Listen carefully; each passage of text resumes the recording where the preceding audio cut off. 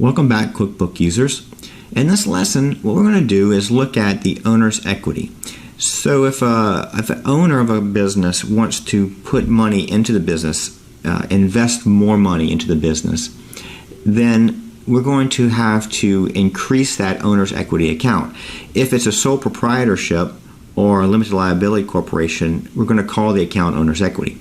If it's a corporation, then it's going to be a stock, probably a common stock. But we're going to go about this. This is a sole proprietorship. So we're going to use a journal entry. So I'll go to New and then Journal Entry.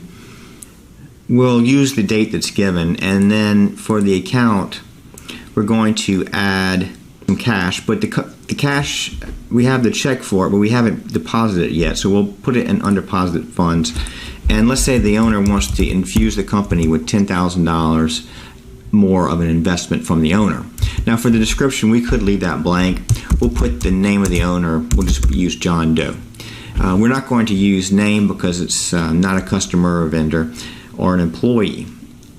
Then for the other account for our journal entry, we're going to use owner's equity. So there's no owner's equity account, so we'll add it. We'll just do add new, and then we'll select equity for the account type. Then we'll go down on the detail type and call it owner's equity, and we'll keep the name as owner's equity, and we'll leave this all alone. Then we'll click save and close. And then that's all there is to it. We can now click save and close. Say the owner wanted to make a withdrawal of money from his or her company.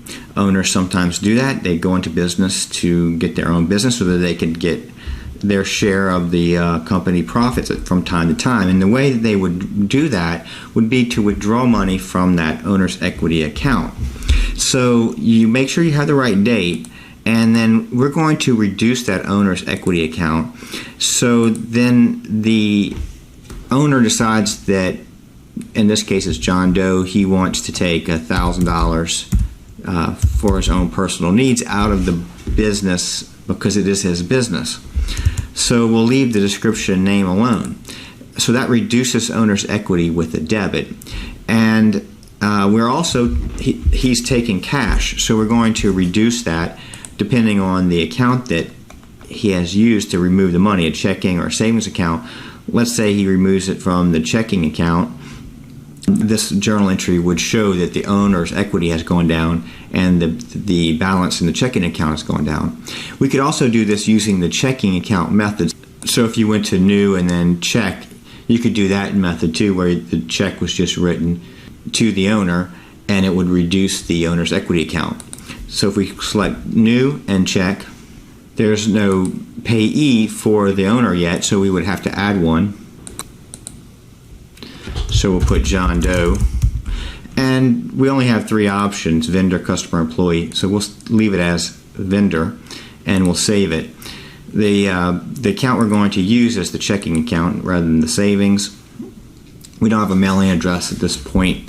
The check number, be careful with that, and be careful with the date. Then for the category, this is where you would put that it's going to hit your owner's equity. So I'll use the owner's equity account. Now notice I don't use the checking account. The reason is because by doing this it hits the checking account. So if I use checking account here, it would be like saying I was taking money out and putting money in the checking account. So that wouldn't work.